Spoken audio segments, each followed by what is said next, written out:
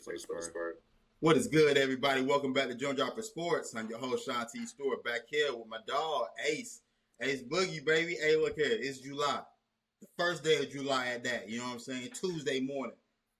We getting closer. We right there. We right there on the cusp. And I can't wait. We can't wait to tell y'all what's coming up in the future. I ain't gonna lie to you. I ain't gonna say it right now. I ain't gonna do it right now. But decisions have been made. You know what I'm saying? Money has been paid. And we will be somewhere near you very soon. Can't tell you which one though. can't tell you when. Can't tell you what. But y'all gonna see it real soon. And when you do, come holler at your boys, man. That's all I can tell you. Man, that's right. Gym droppers, we're gonna be taking over a city real soon. When I say real soon, I mean real soon. And then also you can catch your boy on a show that's coming up, a top 25 series show representing for, our gym droppers, not only for the gym droppers, but for the best university in the South, the University of South Carolina. Yeah. I don't got my power. Hey, look, man, my dogs hit the road, bro. They represent us everywhere they go, man. Ace had to go hold it down. I'm pretty that show will be coming out in August, right? Yes. So that will be dropping in August. We will be tuning in. That link will be shared amongst the Gym Dropper Sports crew. So I can't wait to hear that. Can't wait to see how you held it down for the University of South Carolina. You know what I'm saying, on that platform. But since speaking of the University of South Carolina, recruiting, summer recruiting, we're in the midst of it. Obviously, there are some guys that we've gotten. There's some guys that we haven't been able to grab. And I know you had a question for the group, man. So let's hear it, man. My question is this here for you guys and South Carolina fans is the lack of NIL money that we don't have, like a Michigan, like a Ohio State, like a Texas, all these big money schools, Texas Tech, is it handicapping our recruiting right now? Are we not getting the players that Beam is visioning to help improve, to help take this team to the next level? Where are we at right now? How we feeling? So for South Carolina, we're in an interesting spot. I think our recruiting has gotten better since Beam has come into the fold. Beam is, I think each and every year, Beam has gotten stronger as a recruiter, and you've seen it in terms of the talent on the field, as far as the level of pros that are here. But yes, I would say it is holding us back right now. But when I say holding us back, I mean I believe South Carolina is right there. So when we talk about recruiting, I would break it up into tiers. It'd be like an S tier recruiting group, an A tier recruiting group, and a B tier, C tier, and so on and so forth. You know what I'm saying? Your S tier teams are your Ohio States, your Georgias, Texas teams that the money bag goes deep when you go talk to them boys. Your A tiers, I believe, would be like your Tennessees. I believe Tennessee falls into that group. I believe like a Florida will fall into these groups. I want to say I even believe a Michigan will fall into these groups, like Michigan, Notre Dame, like these schools. Because I do believe there's a difference of talent between what Ohio State can get and what Michigan gets. Even though they all can. Texas get there. But sorry, my fault. Texas A&M also as well. But I don't know if I want to put Texas A&M in the S tier or in the A tier. I believe I put A&M in the A tier of recruiting based on their level of success with the actual talent. I put them in the A tier instead of the S tier. They don't tend to actually hit and get national acclaim for the talent that they actually go and grab. And then for us, I believe. I think Clemson also goes in that A tier. Clemson was in that S tier, obviously during the heat of their 2016 to 2019. Well, not even then. I'd say 2015 to 2019. Clemson's in the S tier of recruiting. I'd say since 2019, Clemson's fallen to that A tier.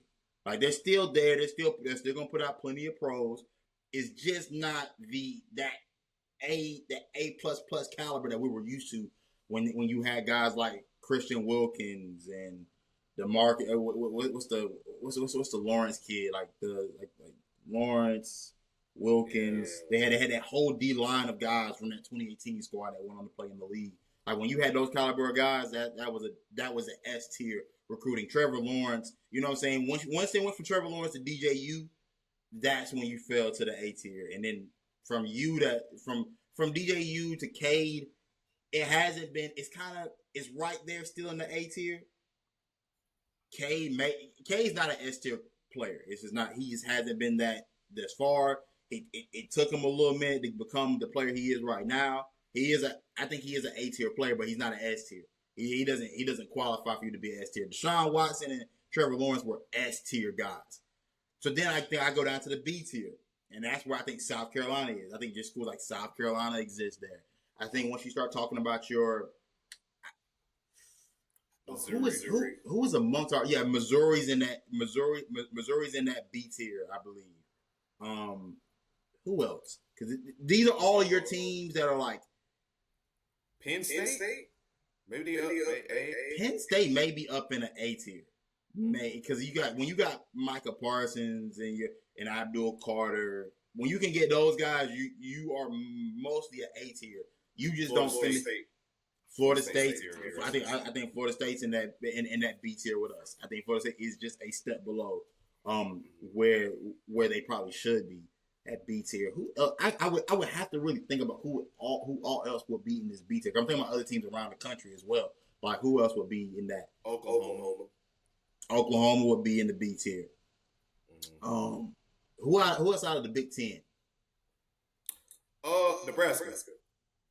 Nebraska would be a B tier squad. Iowa's a B tier for sure. Yeah. So when we start talking about those teams, even out of the pack, like the former Pac-12, I guess who would be in that? Because I think Southern Cal would be in the A tier.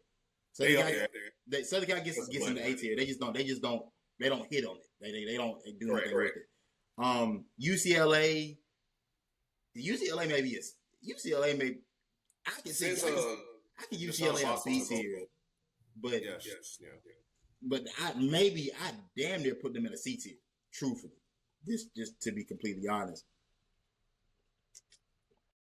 But sorry, I was a little long-winded there. But all of that to say, there are different tiers when it comes down to recruiting. South Carolina's in that B tier, but when you see South Carolina hit on guys like a Lenora Sellers, those 3-star guys. We have been coined 3-star U for a reason. That has been our moniker for quite some time because that is typically where we're able to make our bread and butter. Grab a 3-star guy that's relatively unknown by most schools in the recruitment process. Develop him by years 2, 3, and 4. This guy ends up blossoming into a great player. Ends up being how we get those good teams. Maybe like once every 5 years where we're able to pop. You know what I'm saying? So I mean, but it definitely holding us back because you talk about the depth. The depth becomes an issue when you start to play the teams like Ohio State, like a Texas. Because hey, yes, your front line of defense is solid. When they go to that second unit, can you still run with those guys? And that's where it starts to become a problem. And that's where even we thought, even while we watched the playoffs, we were like, damn man, we're good. But I don't know if we're good enough to deal with this for 4 quarters. You know what I'm saying? And that's the reality of it. I believe we're getting there. I believe the new AD helps us get there here soon. I think there have been moves made by South Carolina that makes me believe we're going to be there. And that's the only thing I can tell fans, that the difference between the Muschamp era and the Beam era is that there is active movement going on behind the scenes in the upper rooms, where we don't get to hear those conversations. We don't get to see how things are being laid down. But I believe those positions have been taken care of well, and they will pay dividends for us down the line. You know what I'm saying? We won't be just relying upon the whole family thing to be able to grab recruits. I believe there will be a point where South Carolina is battling with the A tier of college football. And that seems to be like, the story of it's like the storyline the past few years. Because I don't know what it is about Kirby Smart. Every top recruit that we in play for, I think last year, the linebacker, Zayden Walker, he was a lot for us, fresh out of Georgia. But it's like, once you hear Georgia, it's like, that's why I hate those recruiting sites. I feel like Kirby is just sitting back. I feel like, that's why I don't like Kirby. I feel like Kirby is sitting back. He like, South Carolina trying to get one of my top guys Georgia, huh? Oh yeah, I'm about to change that. Spam some money to him. You know, I think Kirby has a mission to screw over South Carolina. It's just gonna happen. I just saw it happen with PJ Dean, man. That hurts. That hurts because he taking the trenches away from us, man. He's taking the trenches. Hey, look, man. We know how near and dear the trenches are to you. But are you not aware of Kirby Smart's recruiting tactics, though? So you're aware of the $20K a month to uphold your recruitment. Oh wow.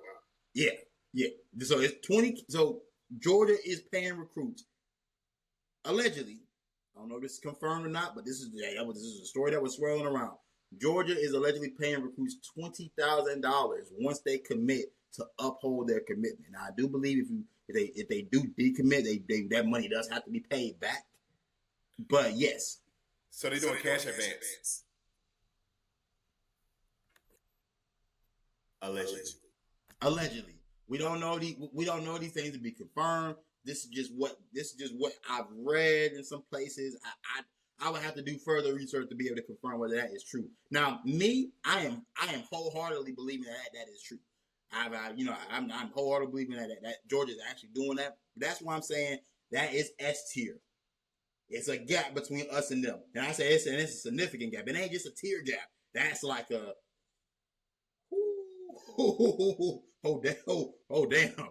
I think that if you want for some of those guys, like you gotta look at the development of a guy like T.J. Sanders, Tonka Hemingway, and be like, hey, look, man, I want to be in that number of guys. But like when you start looking at Georgia, it's like, oh, well,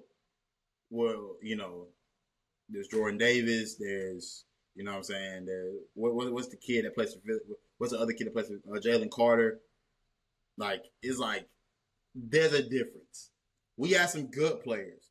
These guys have bona fide studs coming out that are first rounders, top 5 talents in the NFL draft. So it's a difference, man. And unfortunately, I think I think we're getting closer. You look at our cycle and look at what we've been able to do to this point. I'm like, we're getting closer. It is hard to get over that hump. It really is. To be able to cross that bridge, to be able to compete with those boys, it's tough. It's tough, and it's gonna have to be. And a lot of work's got to be done on the field, and we'll have to see if Beam and company can keep it up with the Joneses on the field, and can they put us in a position to have a chance to compete, week in, week out in the SEC and nationwide as well. So look, we're getting closer, but we're definitely far away from some of those teams. And I think winning's gonna be the recipe here. I would have thought that the athletic department would have a lot of money just off the back of Don Staley and our women's team, just off the back of our baseball team. Cause our baseball team was running the show for a good bit in the athletic department. And then Don Staley took over. A few years later, got the ball rolling for us. But that was a bit before NIL. Really picked up. And it's just, I think winning's got to be the recipe here. I think winning is just, we're going to have to, I think it's really just a lot of pressure on the North to turn this around. Like, think of what Johnny Manziel did to Texas A&M. You remember the stadium Texas A&M looked like before Johnny Manziel got there? Oh, well, no, actually, I don't. I don't remember actually ever watching Texas A&M prior to Johnny Manziel getting there. I actually have no idea what the hell they had going on. But yeah, it was not so pleasant sight there. Or think of Louisville when Lamar Jackson was there. Now that I do remember. Even though Teddy B was cold. Teddy B was cold at Louisville before Lamar touched the field. But nobody had it rocking like Lamar did. Lamar had Louisville going crazy. Yeah. A culture change. So hopefully Norris can be that culture change for us. He can, guide us, lead the way, man. Hey, we call you Superman. You're going to have to be that Superman for us. And then also, not even that, it's going to take coaching as well. Because think about it this way. You remember a couple years back, TCU made an act. Now, they got, But is TCU really known for a top recruiting class compared to Georgia? But they still made it. Man, TCU would be in that B tier with us, I believe. I believe TCU is right there in that B tier with us in terms of recruiting. Now we're probably looking at the same level of guys. Correct. So they're in the same tier as us, and they made a natty. Granted, I think what's the coach? Sony Dykes. Sony Dykes. That's the coach, man. Fact check. It was Sunday night. We can check that. Go ahead though. I fact check. So that being said, I think winning is just cute. I think winning cures everything. I think winning helps. Winning will help turn the Gamecock culture around, help bring some NIL money, and then also the alumni. I know there's got to be some high alumni with high profile jobs that can just help donate to South Carolina. This is the only way we can compete with these guys. You know, we got Ole Miss. You got Ole Miss over there in the state of Mississippi. They are able to throw bags at anybody. But Ole Miss is also A tier. I throw Ole Miss in the A tier. Even though I don't think they don't maximize it, I don't believe they are in the A tier. They're in that conversation. Correct. I feel that. So, I mean, that being said, I think it's just going to take a lot more investing, believing. I think if you're not invested in South Carolina football now, I don't know what's going. Alumni, I don't know what's up, bro. I don't know what's up with South Carolina. Yeah, but look, but you're absolutely right though. This will the huge turnaround we're looking for does start. I won't say start and end, but it does start with Lenore Sellers. He got it going last year. Now the hope is you elevate on top of that, and you have us playing big boy college football in the NIL era, in the transfer portal era, which would be pivotal. It'd be pivotal for us moving into next year. Obviously, we don't believe he'll be with us. Hopefully, he'll be the number 1 overall pick playing in the NFL on Sundays. You know what I'm saying? But if he gives us the year we believe we can have, then we would be set up for success moving forward. It's going to be up to the coaching staff to be able to figure out, hey, can you keep stacking talent on talent? And that's the biggest thing right now. Even obviously not grabbing certain guys that we want out of this 26 class. The 26 class is still shaping up to be a good one. It's got a lot of potential to be one of the best in program history. In terms of, I think probably just in terms of depth of talent from top to bottom throughout that class. But we'll see. Obviously, things will change. The transfer portal is still going to happen, which is why high school recruiting for me isn't the end all be all. It's still very important. It is the crux of how you truly build your program, especially for South Carolina, because we're not getting the top of the top transfers either. From depending on the money situation, we ain't gonna get those guys either. But high school recruiting is still the basis of how you can build your team, and Beam has still been really good in terms of recruiting and developing those guys. I still have full confidence that like I said the other day in the group chat, things change. This is July. It is July. A 17, 18-year-old ain't sold on nothing. You know what I'm saying? Until it's really time to put pen to pad. So, we'll see how things shake out. There'll be surprises. We'll get guys we weren't expecting. We'll lose some guys that we probably weren't expecting either. So, I mean, I guess the main thing is hopefully the conversation around South Carolina is overall positive in recruiting throughout the year. But we'll just keep our eyes peeled and hope that Beam and them are doing their jobs. You know what I'm saying? Outside the practice field to make sure this team is going to be ready for the future. So, with that being said, we can move on to the NBA. Obviously we've been basketball heavy for the past 2-3 months, but NBA draft did just happen, and NBA free agency has also started. So things are going to start. Some more NBA headlines are going to start rolling in, at least for the next month or so before we get fully into football. Cooper Flagg is taken number 1 overall. I gotta ask, the questions that have been going around and the statements that have been going around is that Dallas is a possible contending team.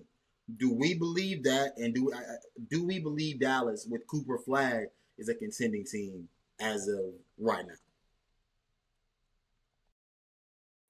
1,000%. 1,000%. So, which I hate, and don't you hate a player that good? You got to hate saying if AD is healthy. But sadly, we at that part of his, of his career. If AD is healthy, if Kyrie is healthy, 100%, they're a contender team, and I mean they can go very deep, make a very deep playoff run as well. Not very familiar with their bench or whatever, but I do know they able to keep the job. I mean, could have, they still got PJ Washington stuff still, right? Like I'm just not familiar. I'm not too familiar with. I'm not too familiar with the Mavs bench, but I But will I will say, say, go ahead. go ahead. I'm about to say I can read off some of the guys they have right now. So as of right now, off the bench, they would have Max Christie, Spencer Dinwiddie, Kessler Edwards, Dante Exum, um, Jaden Hardy, Derek Lively, Najee Marshall, Caleb Martin, D'Angelo Russell just signed there, and Brandon Williams. They have a solid enough bench unit to me to be able to go. Hey, look, they're gonna be able to roll 8 to 9 deep. They're gonna have deeper rotations when Kyrie gets back. Of course, D'Lo's gonna take over. In the meantime, while Kyrie is out, Kyrie is slated to be back post All-Star break. So there is a possibility that they get Kyrie back this year and they have a chance with him. But I don't believe Kyrie's gonna be healthy enough this year to be able to take you deep into the playoffs. You're asking an 18-year-old Cooper Flagg to be your second best player while Kyrie is out because AD will be slated to be your first. If Cooper, you're banking a lot on Cooper Flagg to be what everybody thinks he's supposed to be. I'm like banking on rookies in the NBA to carry you to a playoff to carry you to the playoffs is never realistic, especially not in the West. The West is too daunting of a task. Like there are teams coming in the West that I don't think you'll be able to. I don't think you'll be able to roll with the punches at least early on. Maybe at some point they'll find their footing, but they legitimately do have a chance to contend. It just maybe next year. I don't believe this year is the year for them to be able to contend with that roster. There's a lot of potential there, but that to me. This is a team that'll win about 45 games. They'll be hovering somewhere around the bottom of the Western Conference, but I don't see contending out of this group just yet. Like I said, a lot of question marks, but there is a lot of potential there. Yeah, absolutely. And like I say, I don't think they'll be contending to like a finals or anything, but I think they for sure is a play in at best to get in to the playoffs. Definitely a play in at best team. Um, yeah, like you said, with Kyrie coming back to the All Star break is very interesting. So I mean, I think there'll be a great time to make that late push to get a spot, secure a spot in, and I think they for sure will. West, I don't think the West be is. I think the only team that I think will surprise me will be my Spurs in the West. And I'm not saying that because I'm a Spurs fan. I honestly do truly think that we will have the more improved season that we have been banking on for years. But yeah, bro, the West is that deep. And when I was thinking about teams that they would have to get through, I was thinking about San Antonio. You know what I'm saying? I'm thinking about what Houston just did in their offseason. They're obviously they were already the number one. They were the number 2 seed last year. They're gonna be looking to get better. They still kept probably their best young piece in a minute Thompson and added Kevin Durant alongside that. Got Dorian Finney-Smith. They have Fred VanVleet, so they got a good mix of vets and young guys that'll all contribute over there. But San Antonio was actually a team I had slated up next to get into. Drafting Dylan Harper number 2 overall. Are you satisfied with the approach your team is taking this offseason? Not even and not even just Dylan Harper. I mean, of course, I'm glad he's here. I mean, it was a no brainer that he was gonna get here. I was hoping for Cooper Flag, but yeah, Dylan Harper being here, he definitely helps establish depth on the bench. Give us more like a Manu Ginobili role, like how we had Ginobili. We had Ginobili coming off the bench. Um, and then also not even that. I think the Bryant kid got Arizona. Man, that kid. I had to watch highlights. I wasn't so familiar with. I watched too much Arizona basketball, but that kid, he can fly. He can shoot. He can attack the rim. Attack and get rebounds. Something that we missing. Play defense as well. Like he is what we thought Jerry Sohan was supposed to be. But not trying to knock Jeremy Sohan as well. 'Cause I know he's been battling injuries, but at the same time, this man really can get Jeremy Sohan a run for his money. Like he might can take some chains. So I'm loving the depth and the young. I'm loving it. I'm loving this team. I think we're going in the right direction as well. I think my only concern is just coaching. This is going to be a very weird field without having Greg Popovich system in. I don't know how Johnson will, put us in what system he'll do. Will he continue to do Coach Popovich's system? Now, my understanding that Popovich still in. I think Popovich still going to be in the front office. So who knows? He could be doing what Shula did with Dow Loggins last year, calling plays behind the scenes, doing, Nick picking in his way. Or they might not want the microman, they might not want that at all. It might be a completely new theme Spurs going on this year. So I'm just curious. I'm curious about it. I personally think we like I said earlier, I think we're gonna have a tough. I think we're gonna make a tough push for the playoffs. I expect better than the play-ins. I'm tired of selling just the play-ins. I want to actually secure a seat. That's I do think y'all are prime for that big leap. I do think y'all are prime for that big leap. I mean, I think y'all, look, my thought process was for y'all go get one of these older guys, go get a KD, go get a Giannis, and I think you're already there. That like KD or Giannis would have put you smack dab in the middle of things, and we're not even discussing. We're not discussing maybes. With going the young boy route, like I said, Dylan Harper, Carter Bryant, on top of guys that you already have on the roster, De'Aaron Fox, Stephon Castle, Victor Wembanyama. Though I think you're primed to have that OKC like mesh. You know what I'm saying? Like Fox is at that stage of his career where I do think Fox can lead. I do think Fox can be that staple guy, especially at his age. Victor Wembanyama obviously had like the world is his oyster in terms of talent and what he can continue to rise to ascend to be. Stephon Castle, it's going to be interesting to see where his game grows to and remember a lot of what he did, especially late in the season, was done without Victor on the floor, was done without Fox on the floor. So where does he fit when everybody's there? So where does his role start to grow in at? How does he find his footing? Then adding Dylan Harper on top of that, obviously I believe like for y'all, I don't starting rookies isn't really a thing that y'all necessarily have to do or need to do.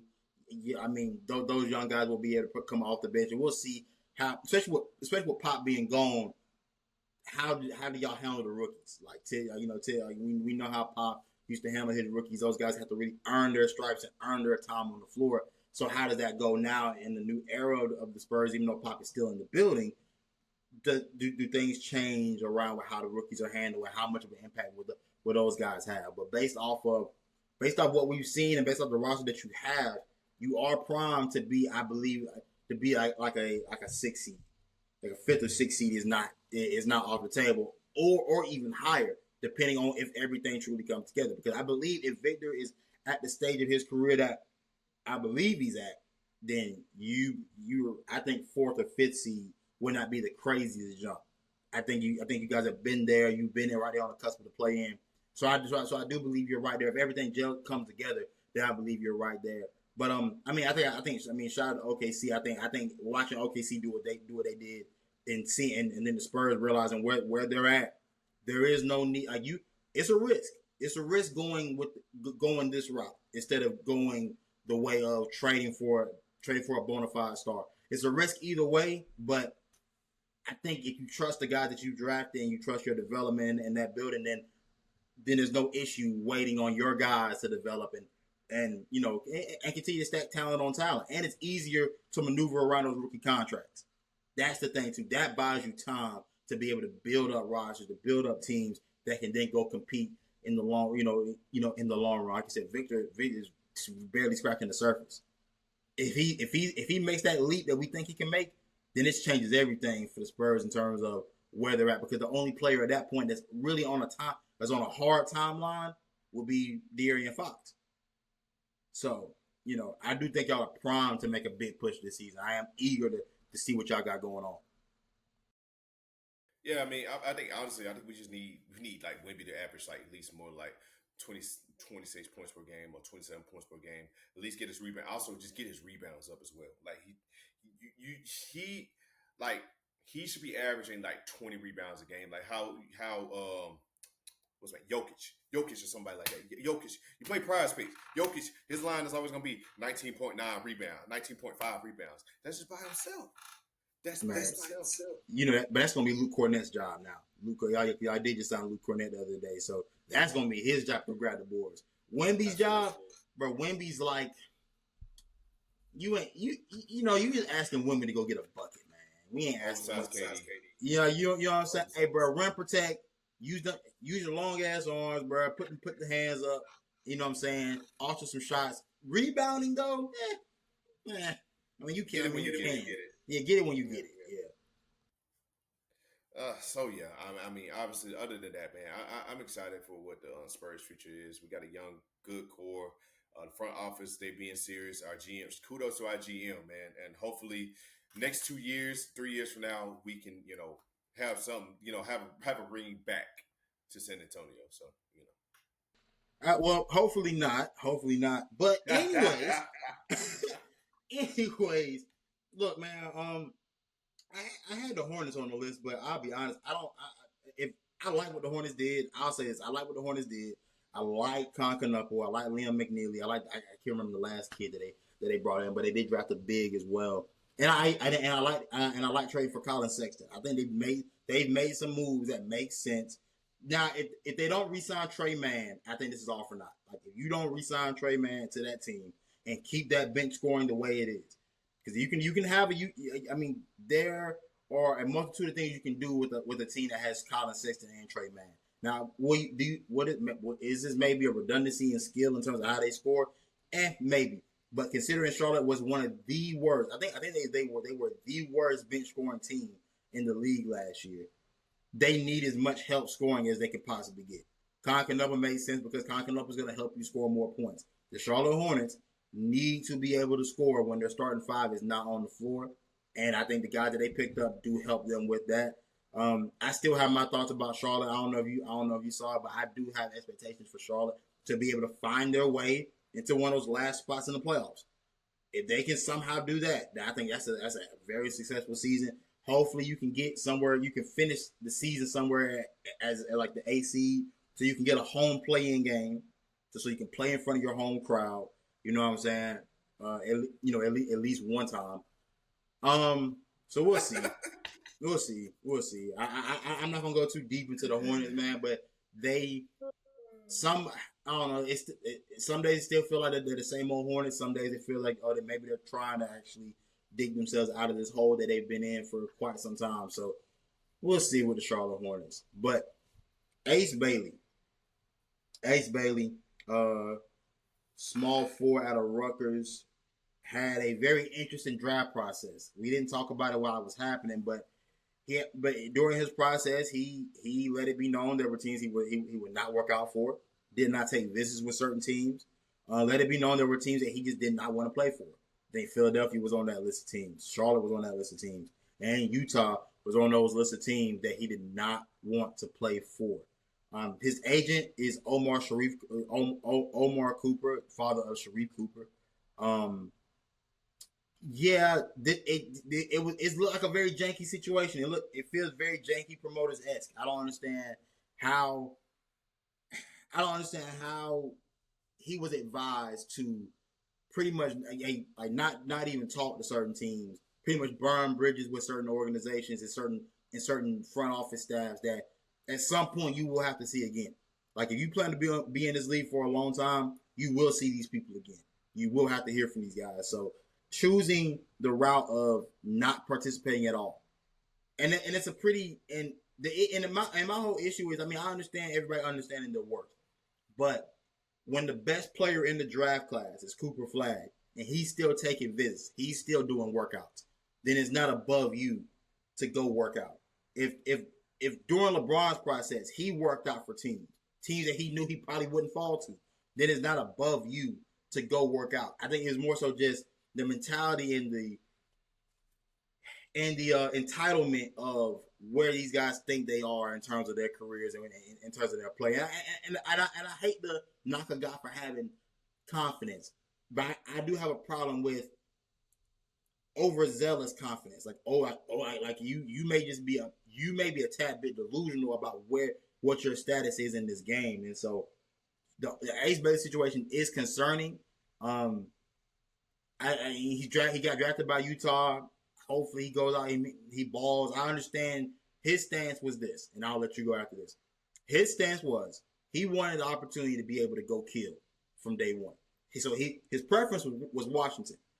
The Washington was were his preference. Even though Washington has a group of young guys already there, they have added some veterans. And CJ McCollum's there, Chris Middleton's there. I think there's another vet guy there as well. But they also have some veterans. Yeah, they also have some veterans on that team. And so I do think Utah is exactly what he was saying, what he said he wanted. But nobody wants to play in Utah. But it's one of those situations where, brother, you were still drafted by an NBA franchise. You were still a lottery pick. You still came into life-changing money. And you do understand you don't have to live in Utah all year. Like you do understand, like, you only have to work there from October until April, and then you can go back to wherever and go live amongst your fam. So it's one of those things where I'm like, brother, like you just like I can't feel bad for you because your life just changed with it, and this very night. So to not be the most to not be the happiest you could be, to be thinking about things that you wanted that didn't come to fruition in this moment where your life literally just changed it reeks of youthfulness and it reeks of entitlement. I think that is maybe I'm looking at. I hope I'm not looking at this wrong. Just budge in, correct me if I'm looking at this wrong. Okay, I feel like it's sad to see a young brother too at that, man. His kids, man, just mess up a blessing. Like you got blessed. You are somewhere where if I can look up the percentage of all the best, think of the best athletes in your local town, and you thinking, oh, that's definitely, this definitely NBA bound. This, I remember watching PJ Dozier. I remember watching LJ Peak, those guys, and think to myself, yeah, this top guy in the damn state here. Of course, they going to the NBA soon. Both are playing overseas that I know of. And you got drafted out of a small percentage. You made it. You there. No matter what the team is or the location is, you're there. If I get a job offer for a company that meets my criteria, that meets my standard of what I worked hard for to get my degree in, I'm not going to question it. Clemson can call me. Clemson logistic field can call me. I'll go. I'll work logistics field Clemson. And I am in there. You feel me? Yeah. UT Junior. I'ma hate it. I'ma hate being in that hick Knoxville, Tennessee. But I'm there. I got an offer. I'm getting paid. I don't have to wear the orange. I can go in there with a t-shirt, or something, plain Jane color. I'm in there doing a job. Cause at the end of the day, you're doing a job. That's just me. I mean, I wouldn't hurt a blessing because of a name or what particular team is going to be. I'm just not going to do that. That's how I feel. I think your perspective is absolutely correct. I think we got the same perspective on this, man. It's just one of those things where it's like, there are the haves and the have-nots, and maybe it's something we're not seeing because we're not on that side of things and how that goes. But I just think in the real world perspective of everything that goes on, everything that's happening, if there is an opportunity for me to live out my dreams, I don't know if location is going to be if the location alone is gonna be enough for me not to enjoy what just happened. And I think he will. Look, he's 18. He's 18, 19 years old. Look, he's young. I think in the next month or so, when it gets a bit more real, I think even opening night, when it really gets real and it's really here, your dream of playing an NBA arena is real. Like, you're gonna play everywhere. You're gonna play in New York. You're gonna play in Atlanta. You're gonna play in LA. You're gonna, you know what I'm saying? You're gonna play in all these arenas. Like, when you start to realize that the dream is real and it's here, and that no matter where I was drafted, dog, nothing changes. Nothing changed. Dog. Like your dream is still very much real now. So I don't know. I hope the best for the young brother. I'm not hoping things don't work out. I hope he probably go get better representation. I'd say that.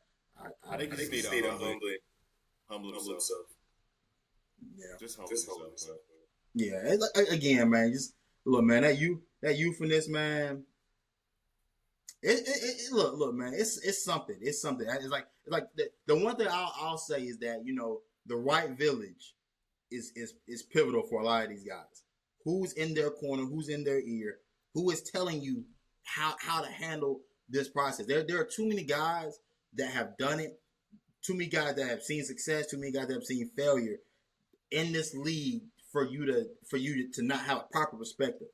Like, and that's the one thing I always hope for any young cat coming out, whether it be the NFL, the NBA, MLB, any professional sport or any walk of life in general.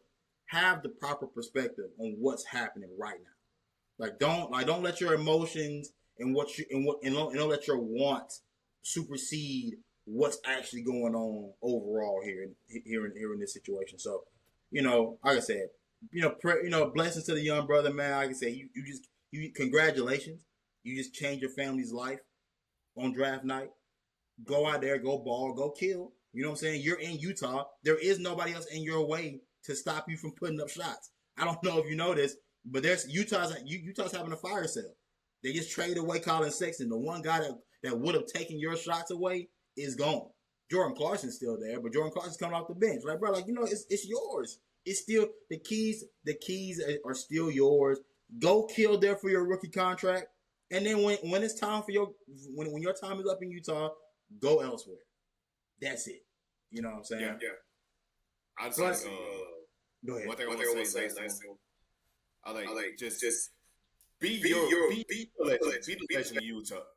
Be the legend of Utah, basically. Just leave your legacy. Start your own legacy. You don't want to join a team that's already just well established and built up, but you can be that change. That's all really I can say for be that change for Utah Jazz. Look, man, I agree. So now that we're here, I gotta talk about the Los Angeles Lakers, man.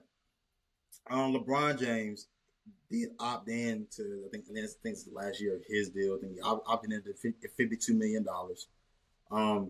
Does kind of hamper us in terms of what we can do in free agency wise. And I've just seen the narrative going around about like LeBron should take a pay cut. He's being selfish. This is why he's not Kobe. And I just want y'all boys to understand this. Under no circumstance, and this ain't even about who my favorite player is and all of these things. It's not even about this being my favorite franchise. Under no circumstance will I ever side with the billionaire franchise when it comes down to a player making the most money they can make. Under no circumstance. LeBron James, even at his age now, is still very much worth 50 plus million a year. He still very much has a stat line that is worthy of the number he's getting paid. There are guys getting paid more than him that cannot average the numbers he averaged. They cannot have the impact on winning that he had. When AD was traded and LeBron had to then become our best defensive player, he did that. When it's called upon him to still be able to go hold it down offensively, he can still do it. There are too many things that LeBron does for me to act like he isn't worth that money. Now is it hampering the franchise? Absolutely. But guess whose fault that is? The franchise itself that signed the deal, that built the roster, and constructed this team in such a way that you don't have the pieces that you need to be able to go compete against the best in the West. So that's simply that. I don't even have anything in depth to say about our situation right now. Rob Pelinka is an awful GM. He's been awful. He somehow fell upward. Like, if not for Nico Harrison, how does this man keep stumbling into success? If he somehow grabs DeAndre Ayton, he would have again stumbled into success. How? Because he's not actively doing things to make this team better. You know what I'm saying? We don't have a real scouting department. I don't know. I don't know if everybody saw that headline when the sale went through. We don't have an actual scouting department in LA.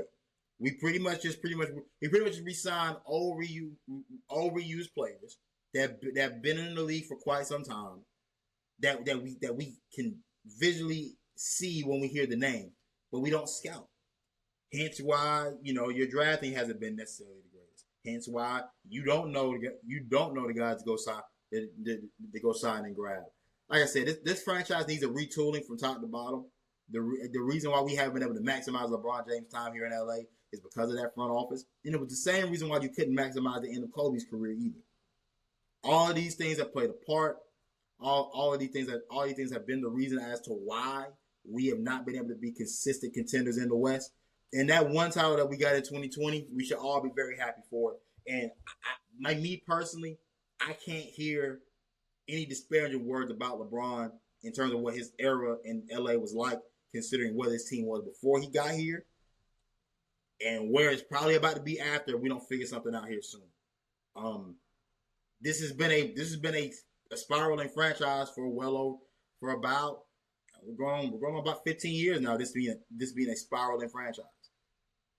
This is not a franchise that is well built. This is not a well-oiled machine. This isn't Dr. Buss. This isn't the vision Dr. Buss envisioned for our franchise when he bought this team and when we had our peaks in the 80s, when we had our peaks in the early 2000s. You know what I'm saying? Even in the late 2000s and early 2010s.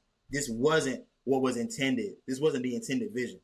And we got a long way to go before I can trust this organization again. Because as of right now, I will be choosing myself in the 2025-2026 season. I will be choosing myself in my piece, brother. I am not doing it this year. Y'all boys got it. Until somebody show me otherwise, I will not do it with y'all. I'm not rolling.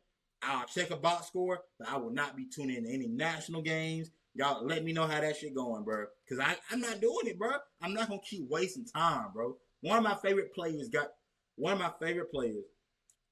to spend the final years of his career for my favorite team. And it has not been taken seriously, dog.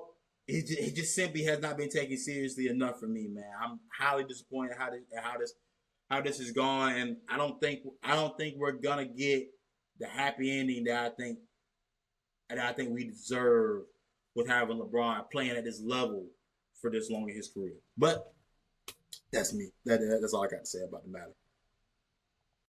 I'll add this in and ask you this.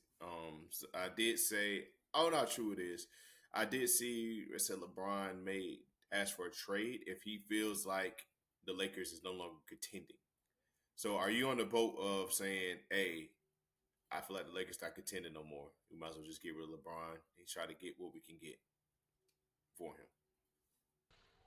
I'm only on that boat if we can secure Luka and his future in LA. That's the only way. Like that has to be the only way we can be like if somebody can go to Luka and say, hey dog, look, he probably gonna be gone. But if you stick with us, we're gonna retool, we're gonna revamp, and in the next free agency cycle, which I think for us, they're saying we're gearing up for 2027. I'm like, I don't like the idea of gearing up for something that's 2 years down the road, but I understand how this goes. But having a guy like Luka in his prime right now, I can't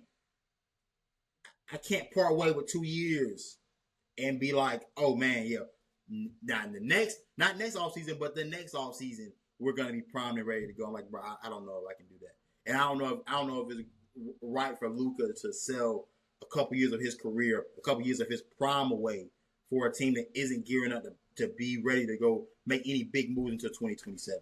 So depending on the package depending on the return you can get back for LeBron, I guess maybe. But right now, for a team that has 2 top 10 players, I don't feel like this is you would not know that I have Luka Doncic and LeBron James on my roster with how I feel about this team right now. Like I have no faith in the direction where this is going. I believe we actually have the coach that I actually would like to build with in JJ Redick, but it's just the front office, dog. Rob Pelinka, he's just not good, dog. He's just not good. I think we only remember him as Kobe Bryant's agent, and that's it. When his time is done in LA, he will not be revered as anything but underachiever. That's it. He's an underachiever. Like you have LeBron James and Anthony Davis, and you can only muster up, not even tripping on only winning one finals, but only one Western Conference Finals appearance. Well, sorry, two Western Conference Finals appearances in that time frame where you had LeBron and AD. Is to me, it's unacceptable. Dog. I'm sorry, it's unacceptable. This entire run has just not been. Nah, we missed our window, bro. I think we missed our window with. How long Bron been in LA? He's been there since 2018. All right, yeah, he's been there since 2018. So you had the first year was with the young boys, and then the next year we traded for AD. Obviously, you win a championship that year. Right. But then you had the following year in 2021, which we were still prime. But you had an AD injury in the playoffs against Phoenix. It ends up doing that, and then you end up undoing that team altogether. And then if not for a trade, if not for the random trade in 2023, because 2022 was the Russell Westbrook year, that was awful. But if not for that trade in 2023, you don't make it to the Western Conference Finals. And and then even from that point forward, you couldn't get past Denver in the next couple of seasons after that. So it's just. It is what it is, dog. I don't know. I don't know. I've lost all faith in this organization to bring me a serious basketball team for a prolonged amount of time. So, it is what it is. Hopefully, when the sale finally goes through, that's what I'm banking on. That's when you'll see me be full fledged, like Laker man again. Like when that sale goes through. And we get some serious people in the building. We get a scouting department. We get real front office personnel. Yeah, I'll be back. I'll be back for sure. And when that time does come, I'm gonna tell y'all right now, belts to ass. Y'all thought it was a game, boy. Hey, look at man, I ain't dead yet. Look here, I'm gonna go hop in this chamber real quick. I'm gonna go recoup. You know what I'm saying? But when I get back, hey, be ready. You know what I'm saying? Be ready. You feel me? It ain't over yet. Waiting at the top. Hey man. We gonna see. Hey, don't worry about it. When it's time for me to be back, you MF was real rude today. Cause when I'm back, ignorance galore, brother. Hey, ignorance galore. Y'all boys gonna hate me. Let me tell you that shit right now. You feel me? If any of my teams ever, while I'm doing this podcast, if any of my teams ever decide they want to be competent and they want to be winners, so that's y'all ass. I'm telling you. This being the main one. Them and my boys in Charlotte.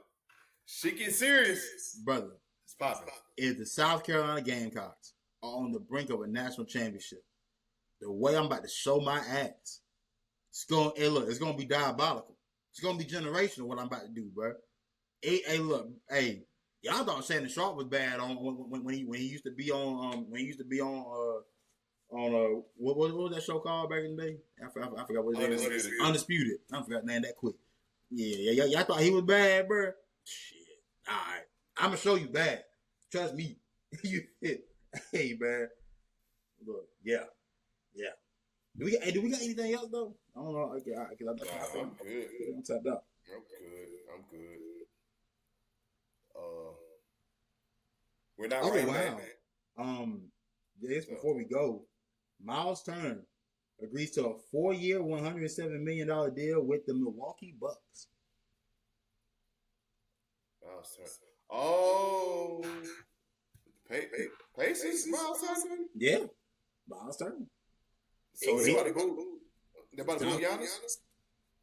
No, hell no. You got to think about it. They're gonna pair them together. Brook Lopez just went to the Clippers, so it's gonna give him that. It's gonna give him that stretch five again to to spread the floor out. Okay. Gives them And more. also the Dolphins got Darren Waller. Wait, they got Darren Waller still plays football? I thought he retired. Oh, you know what we can talk about real quick? The Pittsburgh Steelers. Do we want to talk about that real quick? Yeah, what did it? Oh, Jalen So, Rand. You got to think about it. We haven't talked about them in so long that a lot happened. They signed Aaron Rodgers since the last time we talked about it. They've now traded for Jalen Ramsey and Jonnu Smith since the last time we talked about these guys. What do we think about Pittsburgh? Like realistically, like what do we like? We'll get into the moves, and I'm gonna look at the moves just so I make sure I got all the details. But what do we think about Pittsburgh overall? What do we think about Mike Tomlin? Like, is this much of the same, or is this, or did they actually try to get better? I mean, just kind of. Listen. I hate to see a brother get fired from his job. I really do, especially a coach as good as Tomlin. But we got to be serious here, man. We got to be okay. I would say, I think the only thing that's going to handicap this is Aaron Rodgers. I really don't mind Ramsey being there. I wouldn't got rid of Fitzpatrick though. But I mean, if y'all had to do it, y'all had to do it. I mean, I get it. But I don't know, man. I just feel like Aaron Rodgers. I just don't think that's the same Aaron Rodgers anymore. I don't think teams are afraid. I think Aaron Rodgers is not that dangerous man that he once were. Like, it's outstanding. It's cooked, well cooked. We saw it with the Jets. Now, I don't know. Maybe he can follow the Brett Favre art after, Brett Favre left the Jets. He managed to, put on a 12-4 season with the Vikings. So, I mean, maybe it's the Jets. Maybe the Jets is where QB's careers go to die. Maybe it's that. What they typically do. I don't think nobody. What QB careers ever thrived in a Jets uniform? Chad Pennington, that's like the only quarterback I can think of. Like, I mean, like you would say Namath, but Joe Namath wasn't a good quarterback under any circumstances. But Joe Namath a good quarterback. He just wore that damn mink coat that one time on the sideline and won that one Super Bowl. And people forget that he was actually a sack of ass cheeks. Like he was like. That's what he was. That's his career, and that's not even just saying like, oh, because he played in the '60s. Like, no, Joe Namath just wasn't good. In no statistical way was Joe Namath ever a good quarterback. Okay, I'll say this. I'll throw this in there. Maybe Mark Sanchez with for like 2 years. Yeah, for like 2 years that was like okay, but even then, we knew those teams were defensive. These were defensive-led teams. Like it reminds me of like the early rendition of like Seattle when like Russell first got the job, right? But not even because even Russell in Seattle at that point was much better than Mark Sanchez. Like you can still trust Russell Wilson to do something for you offensively. Those Jets teams were just strictly defense, and I mean the fact that you made a couple of AFC title games with that is still amazing, but. But for Pittsburgh, yeah, no, I've lost all faith in Mike Tomlin, dog. I don't feel like I don't know who's to blame for this. Is it the front office that's to blame for this? Is it Mike Tomlin himself that's to blame for this? Because at some point, if y'all would just say, F it, let's just be bad for 1 year. For 1 year, and let's try to go get premium talent in the draft. Hey, let's maybe try to go get one of the better quarterbacks in the draft. Like, let's try to collect high-end talent. And going the way of going with a veteran quarterback, I guess I get it because I don't think there are a lot of good young quarterbacks in the game. Shador was there. Shador was there.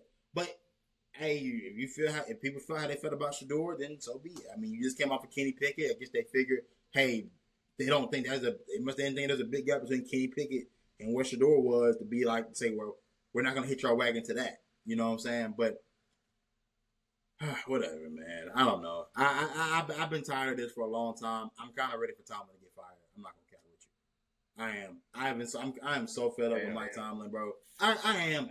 I'm tired because I'm tired of acting as if you're actually trying to be a competitive team. Like you're not building this roster this way and telling me you're actually trying to win a Super Bowl. Who is winning Super Bowls with this type of roster build? Nobody. You got 30. You got multiple 30+-year-old corners. You have a quarterback that nobody wants because nobody was clamoring to go get Aaron Rodgers at this point. TJ Watt was out. As he should. He shouldn't want to continue to waste his career there. Like they're not actually trying to win anything. Bro. Like they're not trying to win anything. Like, do I think you're going to compete in that division? No. You're not competing in the division with Joe Burrow and Lamar Jackson, bro. No. Like you're gonna whatever. They'll win 8 to 9 games. They'll be somewhere around winning a winning record, and we'll have the same conversation we always have. They'll waste a playoff spot. They'll get bounced out in the wild card, and we'll be right back here again. Screw one. Right. But I just think that Pittsburgh, and I said this during the regular. I think I said this somewhere toward the end of the year last year. But that Pittsburgh fan base deserves better than what they're getting right now. They really do. They really do deserve better than this because you are one of the league's marquee franchises. You don't deserve to be held in purgatory to where you're not competing for anything. Okay, that's realistically where you're at right now. So until they try to go revamp and retool and just let it bottom out one time. Let it bottom out one time and try again. Especially with this quarterback class is coming up. Hell yeah. You got options. Come on now. But don't worry about it though. You have options. Hey man, don't worry about it. We're gonna save Lenore's from that. You have options. We're gonna save Lenore's from that, bro. We're gonna save him from that. He'll be elsewhere. Jets, no. Hell no. Good God, no. Don't touch my damn quarterback. Do not touch my quarterback, bro. God, I hope Justin Fields can figure it out. You have a guy in Pickens County. Yeah, Take him. Cage a guy. Take him, Jets. I'm telling you, I don't care about Lenore's being the number 1 overall pick. I want Lenore to go to a great situation. I care much more about Lenore's going to the right situation than I care about him being the number 1 overall pick. McVay, we got your guy. We do. Come on, McVay. I don't think the Rams done yet neither, though. You know what I'm saying? Hell no. Them boys ain't done. Like Stafford got more years in him. Yeah, he does. Stafford for sure has more time left. But shoot, man, I think that's pretty much it, though, man. I think I pretty much tapped out, man. So, with that being said, I'm your host, Shotzi Stewart. This is my co-host, A. Smith. We are the Gym Dropper Sports Podcast, and we out.